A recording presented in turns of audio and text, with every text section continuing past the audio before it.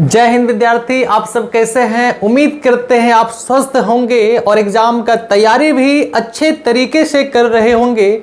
तो आज हम लोग रे ऑप्टिक्स का अंतिम प्रहार है। आज हम लोग रे ऑप्टिक्स का अंतिम प्रहार करने वाले हैं, हथौड़ा मार के सारे क्वेश्चन को फोड़ने वाले हैं। तो देर ना करते हुए हम लोग क्वेश्चन स्टार्ट करते हैं और देखते हैं कि क्वेश्चन एग्जाम में किस प्रकार से पूछा जाता है। हम इस पे 2 वीडियो बना चुके हैं। आज हमारा ये तीसरा वीडियो है और ये अंतिम वीडियो है। इससे बाहर रे ऑप्टिक्स से सवाल कभी ना पूछा था ना पूछेगा। प्लीज आप इन तीनों वीडियो को ना ही देखें तो अच्छा रहेगा। नहीं भाई, देखना पड़ेगा तब तो अच्छा रहेगा। तो चलते हैं हम लोग क्वेश्चन की ओर।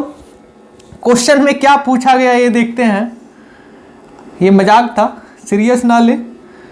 चलिए सबसे पहला क्वेश्चन की ओर हम लोग बढ़ते हैं और सबसे पहला क्वेश्चन देखिए आपके स्क्रीन पे दिखाई दे रहा है कि एक संयुक्त सूक्ष्मदर्शी की आवर्धन क्षमता होती है। बहुत बेहतरीन सवाल है और स्टूडेंट यहां पे बहुत ज्यादा कंफ्यूजन होता है और आज जान लीजिए आपका बहुत सारा क्वेश्चन से कंफ्यूजन दूर होने वाला है। जो विद्यार्थी को कंफ्यूजन है, देखिए हम इसके लिए इंपॉर्टेंट कुछ पॉइंट लिखे हैं जिसको याद रखना बेहद जरूरी है। देखिए ये कंपाउंड माइक्रोस्कोप का आवर्धन क्षमता है और याद रखिएगा ऑप्शन में 3 ऑप्शन में कुछ भी दे सकता है। पहला ऑप्शन में आपको ये भी दे सकता है, दूसरा ऑप्शन में आपको आवर्धन क्षमता का फॉर्मूला ये भी दे सकता है और तीसरा ऑप्शन में आपका आवर्धन क्षमता का फॉर्मूला ये भी दे सकता है। तो तीनों आपको याद रखना पड़ेगा। सबसे पहला देखिए आपका क्या है, याद कीजिए। सबसे पहला जो आवर्धन क्षमता का वो है फॉर्मूला, वो है -VO/UO इंटू है 1+DYFE, यही है ना। दूसरा जो आवर्धन क्षमता का फॉर्मूला है वो क्या है भाई, -L/FO इंटू है 1+D/FE। तीसरा जो फॉर्मूला है वो है M बराबर MO इंटू ME। MO किसको बोलते हैं भाई, MO बोलते हैं ऑब्जेक्टिव लेंस का आवर्धन और ऑब्जेक्टिव लेंस का आवर्धन क्या होता है -VO/UO और ME होता है नेत्रिका लेंस का आवर्धन। नेत्रिका लेंस का आवर्धन कितना होता है 1+D/FE। यही तो आपके पास फॉर्मूला है। ये 3 ऑप्शन में कुछ भी दे सकता है। तो याद रखिएगा कभी कभी आपसे पूछ देगा कि सामान्य संयोजन के लिए आवर्धन क्षमता कितना होता है कंपाउंड माइक्रोस्कोप का। तो इसका राइट आंसर आप मार दीजिएगा पहला वाला, सामान्य समायोजन के लिए आवर्धन क्षमता का फॉर्मूला आप ये याद रखिएगा। लेकिन आप याद रखेंगे तीनों ऑप्शन में कोई भी दे सकता है, लेकिन अगर सामान्य समायोजन का अगर आवर्धन क्षमता पूछेगा कंपाउंड माइक्रोस्कोप में तो सिर्फ और सिर्फ यही ऑप्शन दे के रखेगा। उम्मीद करते हैं आपका कंफ्यूजन दूर हुआ होगा। और देखिए यहां से बहुत सारा सवाल करता है। पहला सवाल देखो M है, M हमारा आवर्धन क्षमता है। पहला सवाल आपने ये देखा, ऑप्शन किसी तरह से दे सकता। दूसरा सवाल सुनिएगा ध्यान से, हमारा जो आवर्धन क्षमता है वो बताओ माइक्रोस्कोप के नली की लंबाई के समानुपाती होता है, अर्थात नली की लंबाई बढ़ाने पर आवर्धन क्षमता क्या होता है, बढ़ता है। दूसरा आपसे सवाल कर सकता है कि आवर्धन क्षमता जो होता है वो फोकस दूरी अर्थात ऑब्जेक्टिव लेंस के फोकस दूरी के व्युत्क्रमानुपाती होता है, अर्थात इसको बढ़ाएंगे तो भाई साहब ये क्या होगा, घटेगा। तीसरा इंपॉर्टेंट यहां से सवाल कर सकता है कि हमारा आवर्धन क्षमता जो है वो नेत्रिका के फोकस दूरी के भी व्युत्क्रमानुपाती होता है, अर्थात फोकस दूरी नेत्रिका का बढ़ाएंगे तो आवर्धन क्षमता भाई साहब घटेगा। तो सवाल किसी भी तरह से पूछा जा सकता है, तो आप इसे जल्दी जल्दी नोट कर लें। देखिए यहां पे हम आपके स्क्रीन पे अच्छे से लिख चुके हैं। पहला ऑप्शन, दूसरा ऑप्शन, तीसरा ऑप्शन। ये ऑप्शन नहीं है भाई, ये आवर्धन क्षमता का कंपाउंड माइक्रोस्कोप का आवर्धन क्षमता है जो कि ऑप्शन में दिया जा सकता है। तो जो ऑप्शन में दिया रहेगा वही मारना है। तो याद रखिए कोई एक ही ऑप्शन में देगा, या फिर वो देगा या फिर ये देगा या फिर ये देगा। अभी जस्ट हमने बोला कि नली की लंबाई बढ़ाने पर उसकी आवर्धन क्षमता बढ़ती है। क्यों भाई? क्योंकि आपको पता है आवर्धन क्षमता जो होता है नली के लंबाई के समानुपाती होता है। ये भी पॉइंट याद रखिएगा, ये भी सवाल पूछा जाता है एग्जाम में। जितना भी क्वेश्चन पूछा जाता रे ऑप्टिक्स से आज सारा खात्मा होने वाला है, सारा का सारा। तो ध्यानपूर्वक हमारे वीडियो पे बने रहे और आपके एग्जाम में हमारा सारा वीडियो सार्थक होने जा रहा है। आप याद रखेंगे, हमको एक बार जरूर कमेंट में लिखें। अगला देखिए, एक सवाल और पूछा जा सकता है कि अनंत पर बने प्रतिबिंब के लिए आवर्धन क्षमता। अगर आपको स्पेशल पूछा जाए कि अनंत पर बने आवर्धन क्षमता क्या होता है, अनंत पर बने प्रतिबिंब के लिए आवर्धन क्षमता क्या होता है, तो आप याद रखिएगा L/F/O इंटू D/F। सारा हम इंपॉर्टेंट करके लिखा दिए हैं, आप एग्जाम में कभी गलत ना करें, इसलिए आज ध्यानपूर्वक कॉपी में आप नोट डाउन कर लें। चलिए अगले सवाल की ओर हम लोग बढ़ते हैं और अगले सवाल क्या पूछा गया है। देखिए, सामान्य समायोजन के लिए खगोलीय दूरदर्शक की आवर्धन क्षमता, ये भी बड़ा बेहतरीन सवाल है और ऐसे सवाल को आप एग्जाम में आराम से हल कर सकते हैं। तो देखिए, इसके लिए भी हम आपके लिए कुछ इंपॉर्टेंट पॉइंट लिखे हैं जिसको याद रखना बेहद जरूरी है। देखिए, छोटा कर देता हम, स्क्रीनशॉट लीजिए। हम आपको पढ़ाए होंगे या फिर जो विद्यार्थी हमारे ऑफलाइन क्लास में नहीं पढ़े होंगे उनको पता होगा। अगर आप पढ़े होंगे तो आपको भी पता होगा, और जो नहीं पढ़े हैं तो आज हम आपको बताना चाहते हैं। जो हमारे साथ नए जुड़ रहे हैं वो विद्यार्थी कहीं ना कहीं ऑफलाइन सेंटर में पढ़े होंगे और आपको पता होगा कि दूरदर्शक दो प्रकार का होता है, एक अपवर्तक दूरदर्शक, एक होता है परावर्तक दूरदर्शक। अर्थात टेलीस्कोप दो प्रकार का होता है, एक अपवर्तक टेलीस्कोप, एक होता है परावर्तक, रिफ्लेक्टिव और रिफ्रैक्टिव। तो यहाँ पे जो हम लोग जो दूरदर्शक का बात कर रहे हैं वो अपवर्तक दूरदर्शक है। और याद रखिएगा, अपवर्तक दूरदर्शक में हम लोग आवर्धन क्षमता दो तरह से देखते हैं और एग्जाम में भी दोनों तरह से पूछा जा सकता है। बहुत सारा विद्यार्थी सिलेबस पढ़ लिए होंगे लेकिन जानकारी नहीं होगा, तो आज हमारे साथ अगर आप बने रहेंगे तो आपको बहुत नए नए चीजों की जानकारी होगी और सारा कंफ्यूजन रे ऑप्टिक्स से आज खात्मा होने वाला है। इसके बाद आज तुरंत ही हम लोग वेव ऑप्टिक्स का वीडियो डालेंगे, फिर आज तुरंत ही मॉडर्न फिजिक्स का वीडियो डालेंगे जिसमें सारा ऑब्जेक्टिव फिजिक्स का खत्म होने वाला है। और कल से आपका 26 जनवरी गणतंत्र दिवस के शुभ अवसर पर फिजिकल केमिस्ट्री का जितना भी चैप्टर है सारा का एक वीडियो में ऑब्जेक्टिव आने वाला है। इनऑर्गेनिक में जितना भी चैप्टर है सारा का एक वीडियो में ऑब्जेक्टिव आने वाला है और ऑर्गेनिक का जितना भी चैप्टर है सारा का एक वीडियो में ऑब्जेक्टिव आने वाला है। तो ध्यानपूर्वक हमारे वीडियो पर बने रहें और चैनल को भाई जल्द से जल्द फॉलो करें, क्योंकि यहाँ पे बहुत सारे विद्यार्थी आते हैं लेकिन चले जाते हैं। भाई घंटा दबाने में क्या लगता है, दबा दो, लाल बटन है दबा दो घंटा। चलिए ज्यादा देर न करते हुए हम लोग क्वेश्चन की ओर बढ़ते हैं और आपसे पूछा गया कि खगोलीय दूरदर्शक है ना, और याद रखिएगा खगोलीय दूरदर्शक दो प्रकार का होता है, एक अपवर्तक एक होता है परावर्तक। तो हम जो बात कर रहे हैं वो अपवर्तक का बात कर रहे हैं और अपवर्तक में भी आवर्धन क्षमता दो तरह से पूछा जाता है। पहला सामान्य समायोजन के लिए और दूसरा अस्पष्ट दृष्टि के न्यूनतम दूरी के लिए। देखिए, सामान्य समायोजन में प्रतिबिंब का निर्माण में आवर्धन क्षमता जो होता है वो होता है -FO/FE। क्या होता है भाई? -FO/FE। क्या होता है भाई? -FO/FE। पहला आपका पॉइंट क्लियर हो गया होगा। आइए दूसरा पॉइंट यहीं से पूछा जाता है कि सामान्य समायोजन के लिए खगोलीय दूरदर्शक में नली की लंबाई कितना होता है, और ये बहुत फेमस सवाल है। क्या होता है नली की लंबाई? FO+FE। FO+FE अर्थात ऑब्जेक्टिव लेंस की फोकस दूरी और नेत्रिका लेंस की फोकस दूरी का योग कर देंगे तो हमारा खगोलीय दूरदर्शक में नली की लंबाई निकल जाएगी। दूसरा यहां सवाल आपसे कर सकता है कि अस्पष्ट दृष्टि के न्यूनतम दूरी पर प्रतिबिंब के निर्माण के लिए आवर्धन क्षमता, ये याद रखिएगा, m बराबर -FO/FE इंटू 1+FE/D, और नली के लंबाई का फॉर्मूला होता है FO+DFE/D+FE। लेकिन ज्यादातर सवाल ये पूछा जाता है ये, इसीलिए सारा पॉइंट आप याद रखिएगा। तो यहां पे जो सवाल आपसे पूछा गया था वो बताइए क्या पूछा गया था। सामान्य समायोजन के लिए खगोलीय दूरदर्शक में आवर्धन क्षमता, देखो है ना सामान्य समायोजन, देखो तो सामान्य समायोजन में है ना प्रतिबिंब के निर्माण के लिए आवर्धन क्षमता क्या होता है भाई, m बराबर होता है -f/f ही। अगर यहीं से सामान्य समायोजन के लिए लंबाई पूछेगा, नली की लंबाई, तो याद रखिएगा FO + FE होता है, ये नली का लंबाई है। और ये भाई क्या है, आवर्धन क्षमता किसके लिए, सामान्य समायोजन के लिए।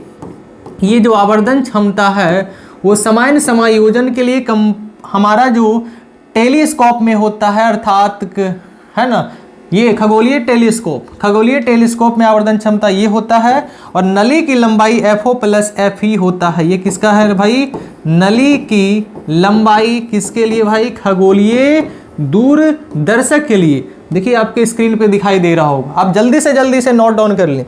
आइए अगले सवाल की ओर बढ़ते हैं। और अगले सवाल में देखिए बड़ा बेहतरीन पॉइंट हमने लिखा, ये सवाल नहीं है आपका, पॉइंट हमने लिखा दिया जो कि एग्जाम में बार बार पूछा जाता है। देखिए, और अभी जस्ट बताए थे कि हमारा टेलीस्कोप दो प्रकार का होता है, एक होता है अपवर्तक टेलीस्कोप, एक होता है परावर्तक। अगर परावर्तक टेलीस्कोप का आवर्धन क्षमता पूछेगा तो आपको जवाब देना सिर्फ FO/F ही।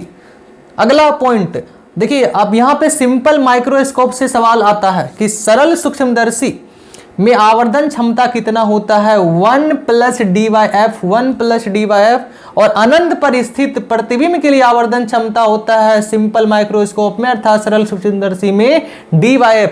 जितना भी पॉइंट आज हम लिखा रहे हैं सबको नोट डाउन करें, क्योंकि यहीं से विद्यार्थी का कंफ्यूजन हमेशा होता है। तो आज आपका सारा कंफ्यूजन दूर होने वाला है। तो चलते हैं अगले क्वेश्चन की ओर। अगले क्वेश्चन क्या है भाई, देखिए बेलनाकार लेंस का व्यवहार किया जाता है आंख के उस दोष को दूर करने के लिए जिसे कहा जाता है, 4 ऑप्शन दिया हुआ है, निकट दृष्टि दोष, दूर दृष्टि दोष, यह है अबिंदुकता जिसको इंग्लिश में बोलते हैं एस्टिग्मेटिज्म, और एक है जरा दृष्टि दोष। हम आपको पढ़ाए होंगे, अगर आपको पता होगा तो याद रखिएगा। निकट दृष्टि दोष का मतलब होता है क्या भाई, निकट का दिखाई देता है परंतु दूर का दिखाई नहीं देता है। दोष भले निकट होगा लेकिन निकट का ही दिखाई देता है, दूर का दिखाई नहीं देता है। तो इस प्रकार के उपचार के लिए हम लोग किस लेंस का प्रयोग करते हैं, अवतल लेंस। दूसरा है भाई आपका दूर दृष्टि दोष। दूर दृष्टि दोष का मतलब होता है दूर का दिखाई देता है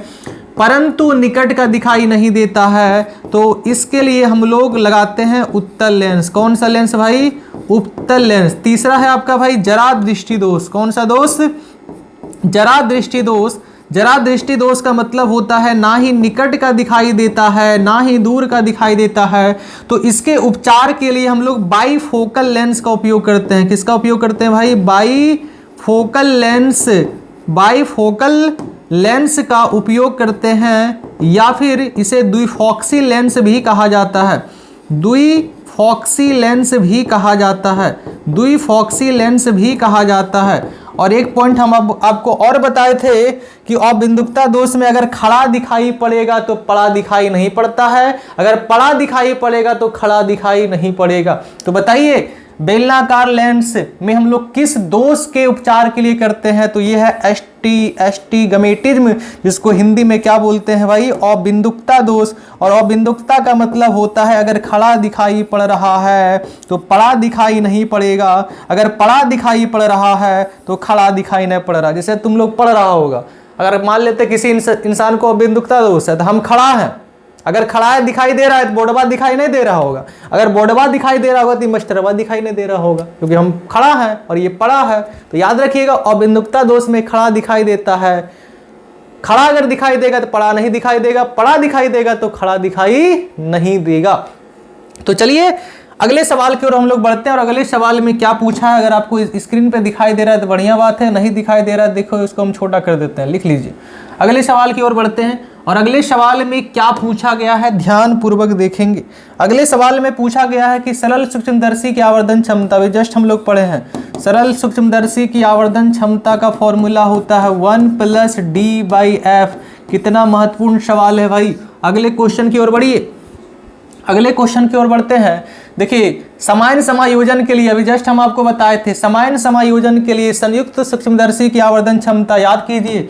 अभी जस्ट देखो आपको बताए थे समान समायोजन के लिए जो आवर्धन क्षमता होता है वो क्या होता है, -VO/UO 1 + D/F।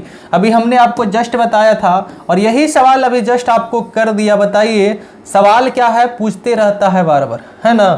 तो बताइए समान समायोजन के लिए फॉर्मूला क्या होता है, अभी जस्ट हम लोग पढ़े थे -VO बटे होता है UO × 1 प्लस होता है D/FE। ऐसे सवाल को आप आसानी से सॉल्व कर सकते हैं एग्जाम में। अगले सवाल की ओर हम लोग बढ़ते हैं। क्या दिखाई दे रहा है, दिखाई दे रहा है, ठीक है, नहीं तो इसको छोटा करते हैं, लिखिए।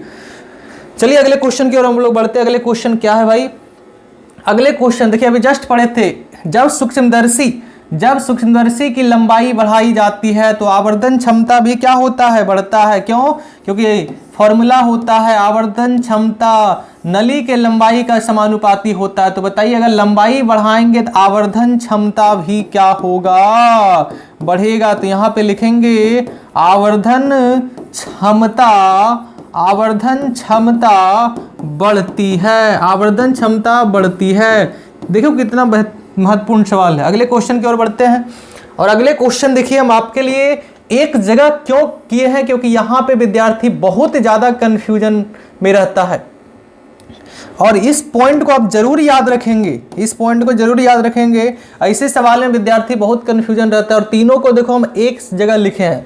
देखिए अगर आपसे पूछ दे कि खगोलीय दूरदर्शी में अंतिम प्रतिबिंब बनता है, तो याद रखिएगा खगोलीय दूरदर्शी में अंतिम प्रतिबिंब जो बनता है, आपको पता है ऑब्जेक्ट नीचे रहता है और इधर ही इमेज बनता है ना, इधर ही इमेज बनता है, तो उसको हम लोग क्या बोलेंगे, काल्पनिक और उल्टा।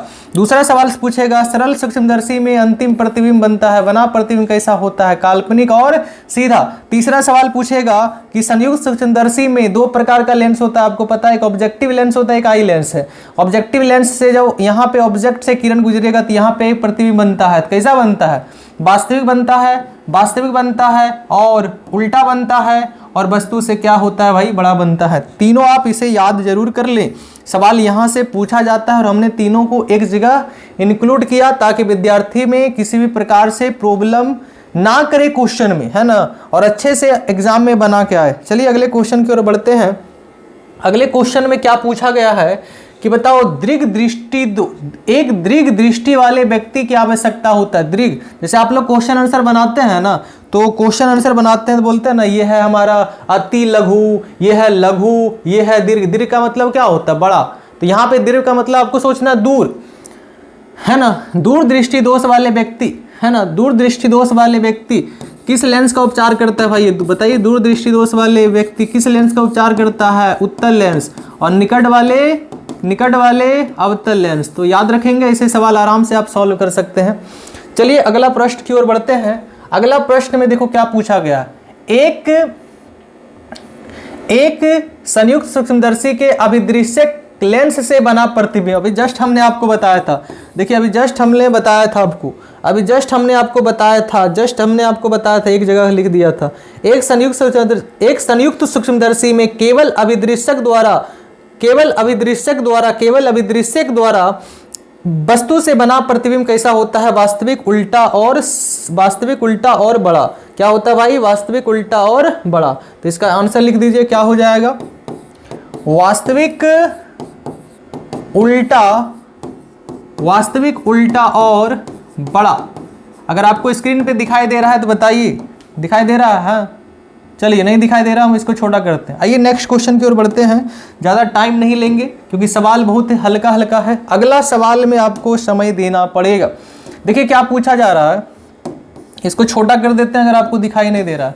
आपसे पूछा जा रहा है कि एक संयुक्त सूक्ष्मदर्शी को 1 इंच की दूरी पर अवस्थित वस्तु के लिए, है ना, उपयोग किया जाता है। यदि m बराबर 5 करनी हो, यदि आवर्धन क्षमता 5 गुनी करनी हो, तो प्रयुक्त लेंस की फोकस दूरी होनी चाहिए। तो आप ये बताइए, यहाँ पे सूक्ष्मदर्शी है अर्थात सरल सूक्ष्मदर्शी मान सकते हैं, और आपको पता होना चाहिए सरल सूक्ष्मदर्शी में कौन सा लेंस होता है भैया? उत्तल लेंस। कौन सा लेंस होता है? उत्तल लेंस। अब देखो उत्तल लेंस में वस्तु को रखा है कहाँ पे भाई? वस्तु को रखा है कितना? 1 इंच पे रखा है। वस्तु को कितना पे रखा है? 1 इंच पे, अर्थात यू का मान 1 इंच दिया हुआ है। यू का मान कितना दिया हुआ है भाई? 1 इंच दिया हुआ है। और आगे क्या बोल रहा है? और आगे बोल रहा है कि वस्तु के लिए उपयोग किया जाता है यदि m बराबर 5 हो और 5 है, m का मान 5 दिया हुआ है, तो इस लेंस का फोकस दूरी पूछ रहा है। क्या पूछ रहा है भाई? फोकस दूरी बताइए। क्या पूछ रहा है भाई? फोकस दूरी बताइए। तो फोकस दूरी बताना है, चलिए आराम से बता सकते हैं। जो जो दिया हुआ है देखते हैं। देखिए u का मान दिया हुआ है भाई कितना इंच? 1 इंच दिया हुआ है। u का मान कितना दिया हुआ भाई? 1 इंच दिया हुआ है। और m का मान दिया हुआ भाई 5 दिया हुआ है। कितना दिया हुआ है? 5 दिया हुआ है। तो आप बताओ लेंस के लिए आवर्धन क्षमता का फॉर्मूला पढ़ा होगा, m बराबर क्या पढ़ा? v बटे u। m बराबर क्या पढ़े? v बटे u। m बराबर क्या पढ़े? v बटे u। तो आप बताओ m का मान दिया हुआ कितना भैया? 5। और u को किस में लेना? माइनस में, क्योंकि वस्तु दूरी किस में होता है भाई? माइनस में। तो यहाँ पे कितना हो जाएगा? -1 इंच। और v बराबर 5 गुना 1 करेंगे तो कितना हो जाएगा? -5 इंच। कितना हो जाएगा? 5 इंच। u का मान भी पता चल गया, v का मान भी कितना पता चल गया भाई? -5 इंच हो गया। तो क्या f नहीं निकल सकता है? आराम से निकल सकता है। f आप आराम से निकाल सकते हैं। f हमारा क्या होता है भाई? फोकस दूरी। f हमारा क्या होता है? फोकस दूरी। तो बताइए लेंस सूत्र आप लोग पढ़े होंगे। लेंस सूत्र क्या कहता है? लेंस सूत्र कहता है 1/v -1/u बराबर होता है 1/f। चलिए मान रखते जाइए। v का मान कितना है? v का मान है -5। u का मान कितना भाई? -1 बराबर कितना होगा? 1/f। कोई दिक्कत? आगे बढ़ाइए। -1/5 हो जाएगा, माइनस माइनस प्लस हो जाएगा, 1/1 हो जाएगा, और साथ में कितना होगा भाई? 1/f। बताओ इसका एलसीएम कितना आ जाएगा? 5 आएगा। इसका एलसीएम -1 प्लस कितना होगा भाई? 5 होगा। 1/f हो जाएगा। तो बताओ कितना आ जाएगा? -1 + 5। बताइए कितना आ जाएगा? 4/5। इधर कितना आ जाएगा? 1/f। कितना आ जाएगा? 1/f। तो बताइए अगर इसको पलटिएगा तो f बराबर क्या हो जाएगा? f बराबर हो जाएगा आपका, ये भी पलट जाएगा, 5/4। तो भागा देने के बाद कितना आ जाएगा? 4 एकम 4 है ना? 4 एकम 4 और बचा क्या? 4 दूना 8, 4 पंचे 20, अर्थात 1.5 इंच। इसको ऐसे भी लिख सकते हैं या फिर इंच भी दे सकते हैं। तो ऐसे सवाल बताओ कितना आसान से सॉल्व हो गया। कुछ नहीं है, जो जो मान दिया हुआ था हमने रखा और बना दिया। चलिए अगले प्रश्न की ओर बढ़ते हैं। देखिए क्या बोल रहा है? प्रकाश के रंग का कारण क्या है? प्रकाश के रंग का सिर्फ और सिर्फ एक ही कारण है। प्रकाश के रंग का सिर्फ और सिर्फ एक ही कारण है, वो है आवृत्ति। आपको जवाब देना है प्रकाश के रंग का सिर्फ और सिर्फ कारण क्या है भैया? आवृत्ति। क्या है? आवृत्ति।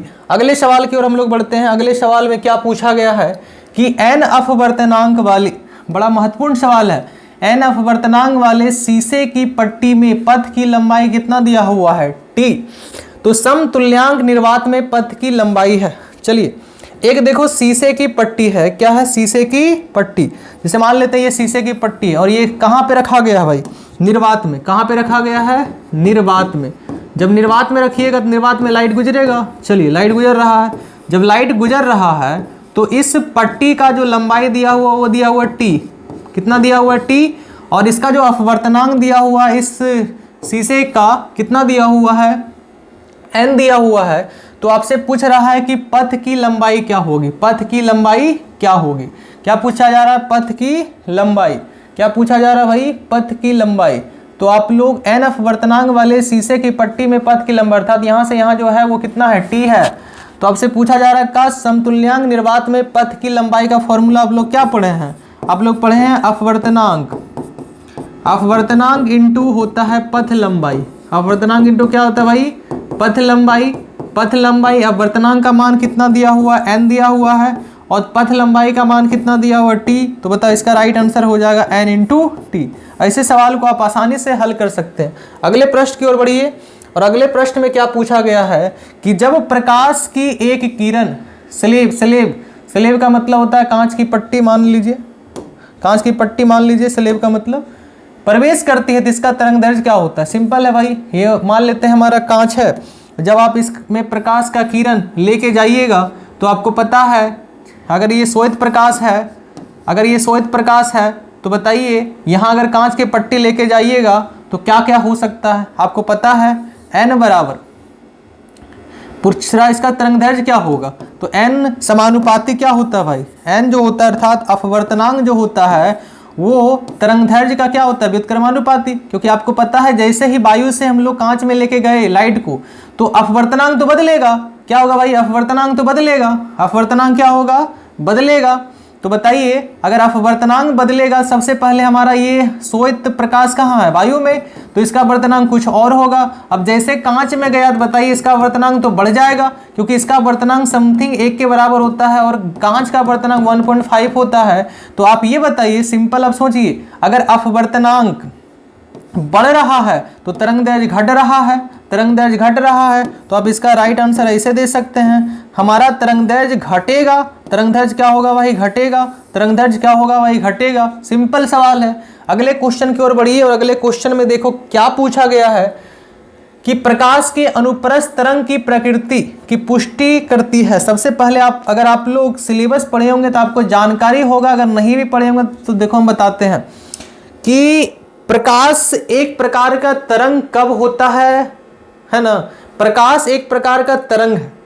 और जब आप तरंग को मानते हैं, जब प्रकाश को आप तरंग को मानते हैं तो आपको पता है परावर्तन कोण आपतन कोण बराबर कैसे होता है, इसको आप प्रूव कर सकते हैं। स्नेल का नियम कैसे आया, आप इसको प्रूव कर सकते हैं। तो आप याद रखिए जब प्रकाश को किरण मानेंगे, जब प्रकाश को सिर्फ और सिर्फ किरण मानेंगे तो ये सारा घटना प्रूव नहीं होता है, लेकिन जब प्रकाश को तरंग मानेंगे तो ये सारा घटना प्रूव होता है। तो आप ये बताइए जब आप किरण मानेंगे तो बताओ परावर्तन का घटना होगा, क्या होगा भाई, परावर्तन का घटना। तो ये तो आंसर हो ही नहीं सकता है, वर्ण विक्षेपण हो ही नहीं सकता है। तो तरंग कौन कौन व्यतीत कर सकता है, या फिर व्यतीकरण या फिर ध्रुवन, तो इन दोनों में जवाब देना है।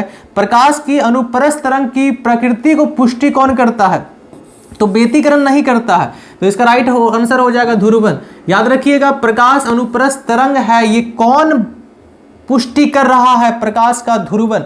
अगर आप इसको पढ़ेंगे तो आपको पता चल जाएगा कि प्रकाश कौन सा तरंग है भैया, अनुप्रस्थ तरंग। और आपसे सवाल ऐसे भी कर सकता है प्रकाश कौन सा तरंग है, अनुदैर्घ्य अनुप्रस्थ, तो आपको याद करना है अनुप्रस्थ। अगले क्वेश्चन की ओर बढ़ते हैं। देखिए फिर से वही सवाल कर दिया अभी जो हमने पीछे पढ़ा था कि तरंगदैर्घ्य के बढ़ने के साथ अपवर्तनांक का मान क्या होगा। जैसे अभी आपने क्या पढ़ा कि n व्युत्क्रमानुपाती होता है 1/λ। तो आप बताओ यहाँ पे तरंगदैर्घ्य क्या हो रहा है भाई, तरंगदैर्घ्य बढ़ रहा है तो अपवर्तनांक सिंपल सी बात है घट जाएगा। ये क्या होगा, अपवर्तनांक घट जाएगा। कुछ नहीं है, इसे सवाल को आप आराम से हल कर सकते हैं।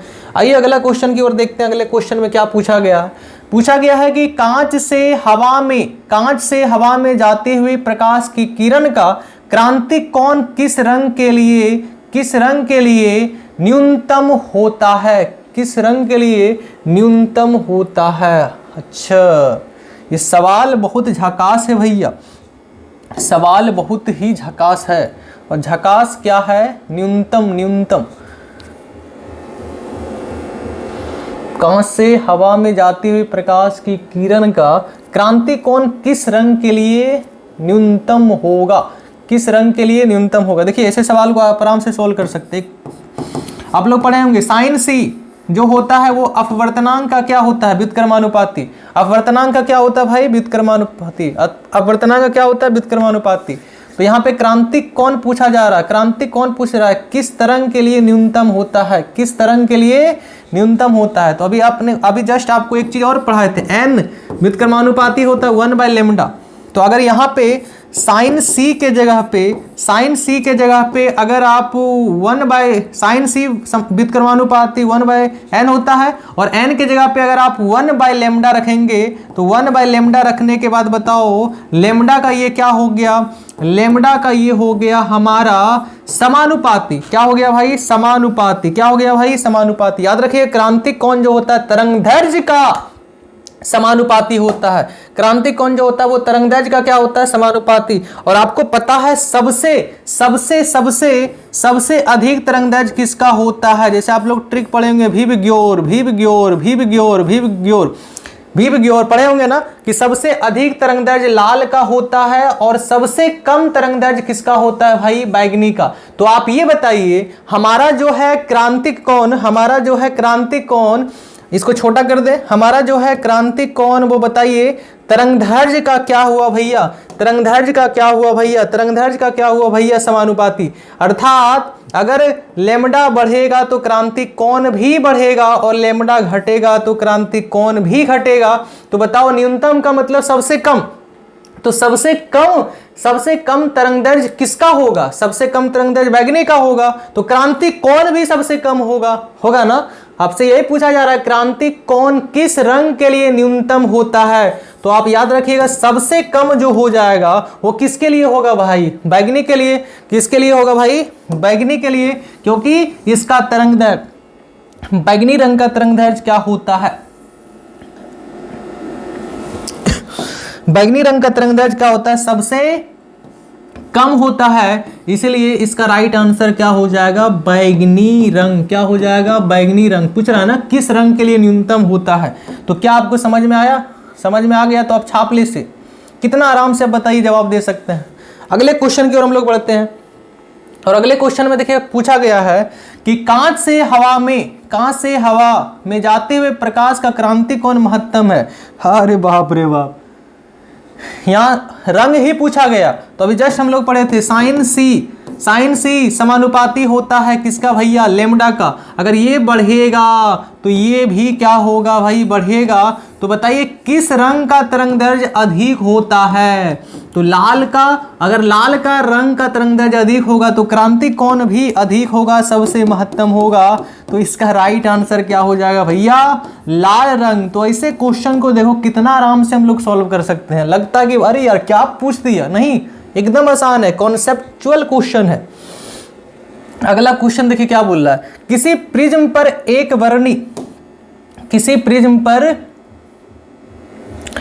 एक वर्णी प्रकाश के आपतित होने पर निम्न में से कौन सी घटना होती है। सबसे पहले आप जान लीजिए कि एक वर्णी प्रकाश क्या है, वैसा प्रकाश जिसमें सिर्फ और सिर्फ एक कलर होगा, एक वर्णी प्रकाश कहलाएगा। तो एक वर्णी प्रकाश मारा गया, किस पे मारा गया भाई, प्रिज्म पे। किस पे मारा गया भाई, प्रिज्म पे। सिर्फ एक ही कलर मारा गया। तो बताइए जब एक ही कलर मारिएगा, आपको पता है कि जब श्वेत प्रकाश प्रिज्म में गुजरता है तो 7 रंग में विभक्त होता है। ये श्वेत प्रकाश तो है नहीं, क्योंकि श्वेत प्रकाश में 7 कलर होता है। यहाँ पे एक वर्णी प्रकाश है भाई। कैसा प्रकाश है, एक वर्णी प्रकाश। तो वर्ण विक्षेपण का घटना कब होता है, जब श्वेत प्रकाश को लीजिएगा। तो ये आपका राइट आंसर हो ही नहीं सकता है। व्यतिकरण आपका हो ही नहीं सकता, क्योंकि इसके लिए 2 तरंग चाहिए। जब भी होगा एक किरण के लिए आपको पता है क्या होगा, ये विचलित हो जाएगा। तो इसका राइट आंसर क्या हो जाएगा, विचलन। क्या हो जाएगा भाई, विचलन। तो अगले क्वेश्चन की ओर बढ़ते हैं। अगले क्वेश्चन में क्या पूछा गया, देखिए, आसमान का रंग नीला दिखने का कारण क्या है। कितना आसान सा क्वेश्चन है, बताओ। आसमान का रंग नीला दिखाई पड़ता है किसके कारण भाई, प्रकाश के प्रकीर्णन के कारण। प्रकाश के प्रकीर्णन के कारण आकाश का रंग कैसा दिखाई पड़ता है भाई, नीला। कैसा दिखाई पड़ता है भाई, नीला। अगले सवाल की ओर बढ़िए। इंद्रधनुष बनने का कारण है, विचलन से कभी बनता ही नहीं है, वर्ण विक्षेपण से बनता है।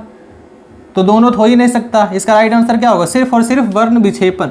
आइए अगला क्वेश्चन की ओर बढ़ते हैं। अगले क्वेश्चन में क्या पूछा गया, यदि नीले रंग के प्रकाश के फोटोन की ऊर्जा E1 है, बहुत महत्वपूर्ण सवाल है, और पीले रंग के प्रकाश के फोटोन की ऊर्जा E2 है, तो बताइए निम्नलिखित में कौन सा ऑप्शन सही है। बड़ा महत्वपूर्ण सवाल है भाई, फिर से पढ़िए। यदि नीले रंग का प्रकाश का वेग का फोटोन का ऊर्जा क्या है, E1, और पीले रंग के प्रकाश के फोटोन की ऊर्जा E2 है, तो निम्नलिखित में कौन सा सही। देखिए आपको बताते हैं, एक पॉइंट हम आपको बताते पड़े होंगे कि हमारा जो सूर्य से निकलने वाला प्रकाश है, उस प्रकाश में ऊर्जा का छोटा छोटा पॉकेट होता है, जिसे हम लोग फोटोन के नाम से जानते हैं।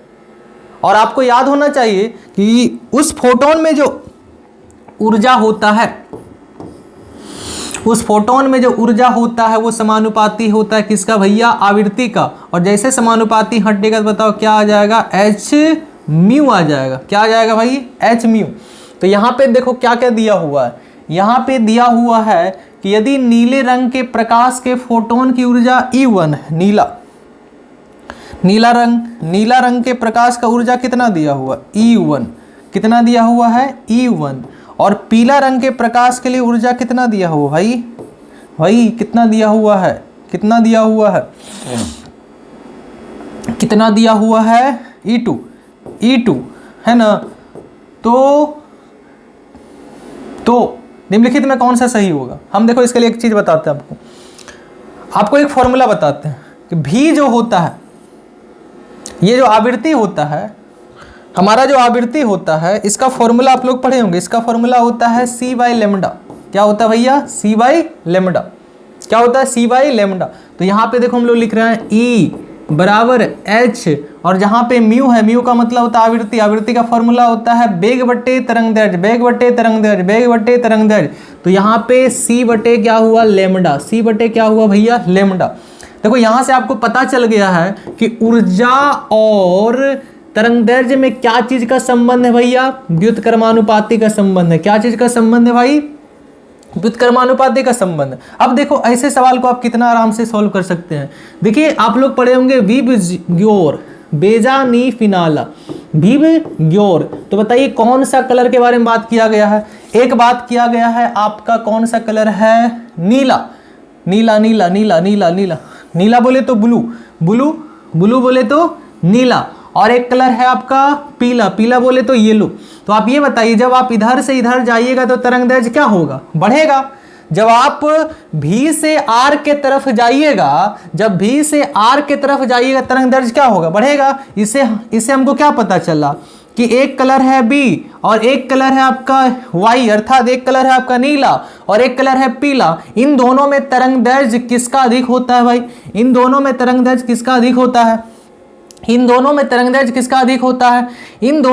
दैर्ध्य भाई पीला का अधिक होगा, क्योंकि इधर जैसे जैसे बढ़ेंगे तो हमारा तरंग दैर्ध्य क्या होगा? बढ़ेगा। और तरंग दैर्ध्य बढ़ने पर ऊर्जा का मान घटेगा, क्योंकि यहाँ पे बताओ क्या चीज का संबंध है? व्युत्क्रमानुपाती का। तो आप ये बताइए कि इन दोनों में इसका तरंग दैर्ध्य क्या है? इसका तरंग दैर्ध्य अधिक है और इसका है क्या? कम। अगर इसका कम है, तरंग दैर्ध्य इसका कम है, तो बताओ इसका ऊर्जा क्या होगा? अधिक होगा, और इसका ऊर्जा क्या होगा? कम होगा। इसलिए इसका राइट आंसर हो जाएगा E1 ग्रेटर देन E2। क्यों? क्योंकि इसका तरंग दैर्ध्य अधिक है तो इसका ऊर्जा कम होगा। क्यों भाई? क्योंकि व्युत्क्रमानुपाती का संबंध है। इसका तरंग दैर्ध्य कम है तो इसका ऊर्जा अधिक होगा। क्यों? क्योंकि ये कमेगा तो ये बढ़ेगा। तो याद रखिएगा, इसका ऊर्जा अधिक होगा, इसका ऊर्जा क्या होगा? कम होगा। कितना आराम से बता सकते हैं। तो इसका राइट आंसर हो जाएगा E1 ग्रेटर देन E2। सवाल बड़ा कंसेप्चुअल है, थोड़ा सा आपको दिमाग लगाने का जरूरत है। हमने बता दिया, अगर आप स्क्रीनशॉट लेना चाहते हैं तो लीजिए फटाफट। चलिए अगले क्वेश्चन की ओर हम लोग बढ़ते हैं, और अगले क्वेश्चन में देखिए क्या पूछा गया कि औसत रंग किसको बोलते हैं? पीला रंग को। पीला रंग का वर्तनांक बताइए क्या होता है? ये तो और आसान है भाई। पीला रंग का वर्तनांक क्या होता है? बड़ा आराम से निकाल सकते हैं। पीला रंग का वर्तनांक क्या होता है? बैगनी का वर्तनांक और लाल का वर्तनांक है ना। लाल का वर्तनांक जोड़ के कितना से भगा दे देना है? 2 से। औसत रंग निकल जाता है किसका भैया? पीला का। बड़ा महत्वपूर्ण सवाल है। म्यू भी प्लस म्यू आर बाई 2 हो जाएगा। चलिए अगले क्वेश्चन की ओर बढ़िए। समांतर सतह वाली कांच की पट्टी की शक्ति होती है, इसका राइट आंसर हो जाता है 0। कितना हो जाएगा भाई? समांतर सतह वाली कांच की पट्टी की शक्ति कितना होता है? 0। अगले क्वेश्चन की ओर बढ़िए। अगले क्वेश्चन में क्या पूछा गया? कोणीय वर्ण विक्षेपण बराबर है, इसका राइट आंसर क्या होगा? म्यू भी माइनस म्यू आर इंटू। यही तो होगा भाई, यही तो होगा। आइए अगले क्वेश्चन की ओर। क्या पूछा गया? खगोलीय दूरदर्शक के लिए निम्नलिखित में कौन सा सही है? याद रखिएगा, FO बराबर FE नहीं होता है, FO लेस देन FE नहीं होता है, FO ग्रेटर देन FE होता है, FO ग्रेटर देन FE होता है। अगले सवाल की ओर बढ़िए। अगला सवाल क्या है? एक प्रकाश वर्ष किस भौतिक राशि का मात्रक है? सबको पता होना चाहिए। ये किसका मात्रक है भैया? दूरी का। अगले सवाल की ओर बढ़िए। अगले सवाल में क्या पूछा गया? अगले सवाल बहुत ही महत्वपूर्ण है। निर्वात में प्रकाश का वेग c है और कांच में इसका वेग कितना होगा? तो आप लोग पढ़े होंगे अपवर्तनांक का फॉर्मूला। निर्वात में प्रकाश का वेग, निर्वात में प्रकाश का वेग बटे उस माध्यम में प्रकाश का वेग, n बराबर c/v भी पढ़े होंगे। और n का मान कितना दिया हो भैया? n का मान दिया हुआ 3/2, 3/2 रख दीजिए और आपको है ना, देखिए इसको अच्छे से बनाते हैं। आप लोग पढ़े होंगे किसी भी माध्यम का अपवर्तनांक निकालने के लिए आपको फॉर्मूला पढ़े होंगे, निर्वात में प्रकाश का वेग बटे उस माध्यम में प्रकाश का वेग। तो किस माध्यम का बारे में बात कर रहा है भाई? कांच का। तो यहाँ पे कांच में प्रकाश का वेग निकालना है। तो बताओ इसको अगर आप क्रॉस गुना कीजिएगा, नहीं तो पहले मान रख दीजिएगा। एन जी का मान कितना दिया हुआ है? 3/2 और सी बटे कितना होगा भाई? वी जी। चलिए क्रॉस गुना कीजिए, क्रॉस गुना कीजिए तो बताओ कितना आ जाएगा? वी जी इंटू 3 आ जाएगा। 2 गुना सी कितना हो जाएगा? 2c। तो बताओ वी जी का मान अर्थात कांच में प्रकाश का वेग कितना आ जाएगा? 2c/3। क्या आंसर है भाई? आराम से बना सकते हैं, ये ऑप्शन हो जाएगा, ऑप्शन नंबर बी। अगले प्रश्न की ओर बढ़िए। अगले प्रश्न में पूछा जा रहा है कि कोणीय वर्ण विक्षेपण, सॉरी सिर्फ वर्ण विक्षेपण क्षमता पूछ रहा। वर्ण विक्षेपण क्षमता जिसको डिनोट करते हैं ओमेगा से, इसके लिए कौन सा सही है? म्यू भी माइनस म्यू आर बाई इतना इतना इतना इतना, नहीं इंटू वाला नहीं होगा, जब भी होगा ये वाला। अरे भाई क्या हो गया? इसका राइट आंसर क्या हो जाएगा? म्यू भी माइनस म्यू आर बटे म्यू वाई माइनस म्यू 1। अगले सवाल की ओर बढ़िए और ये सबसे अंतिम सवाल है और सबसे अंतिम सवाल बहुत ही इंपॉर्टेंट है भाई। इससे बाहर रे ऑप्टिक्स में सवाल आपका नहीं आएगा, इसलिए नेक्स्ट पार्ट आपका आने वाला तरंग प्रकाश की। जल्द से जल्द आप वीडियो को सब्सक्राइब कर ले ताकि नोटिफिकेशन आपके पास सबसे पहले आ जाएगा। तो इस क्वेश्चन का आंसर सभी लोग देंगे। सामान्य समायोजन में दूरदर्शक की लंबाई कितना होता है? जस्ट अभी बताए थे, L बराबर होता है FO प्लस FE। कैसा लगा? अच्छा लगा कि नहीं लगा? अगर अच्छा लगा तो वीडियो में लाइक करें, कमेंट करें, चैनल को सब्सक्राइब भी कर लिया करो। तो मिलते हैं नेक्स्ट वीडियो के साथ। जय हिंद, नमस्कार।